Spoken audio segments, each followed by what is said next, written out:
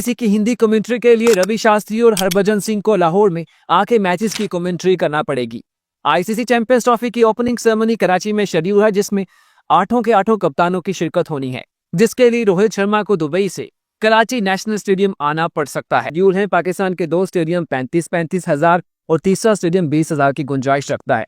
यानी कि अगर एवरेज 30 हजार को मान लिया जाए, 10 मैचेस को माना जाए, तो तकरीबन ये तादाद 3 लाख बनती है। 5 मैचेस दुबई में शेड्यूल हैं, जिसकी गुंजाइश भी तकरीबन 30 हजार है। यानी कि वहां के 5 मैचेस भी फुल बटा फुल होंगे, तो उसका मतलब सादा और साफ है कि चैंपियंस ट्रॉफी में 4.5 लाख लोग तो डायरेक्टली जाके स्टेडियम्स में मैच देखने वाले हैं। लेकिन जहां पे आईसीसी चैंपियंस ट्रॉफी का official broadcaster star sport network है, जिसका ज्यादा स्टाफ इंडिया का है, और स्टार स्पोर्ट नेटवर्क अपनी हिंदी कमेंट्री भी करता है, अपनी हिंदी सर्विसेज को भी टेलीकास्ट करता है इंडिया में, जिसके लिए उन्होंने कमेंट्री पैनल उसी स्टेडियम में ही इंस्टॉल किया होता है। अब चैंपियंस ट्रॉफी के 10 मैचेस पाकिस्तान में होने हैं, तो उसके लिए इंडिया से बड़े बड़े क्रिकेटर्स को पाकिस्तान आके चैंपियंस ट्रॉफी की कमेंट्री करना पड़ेगी। बस कम शायकीन पाकिस्तान में चैंपियंस ट्रॉफी के मैचेस देखने कैसे आ सकते हैं, वो हम आपको समझाते हैं कि वो कैसे आने वाले हैं पाकिस्तान में चैंपियंस ट्रॉफी के मैचेस देखने।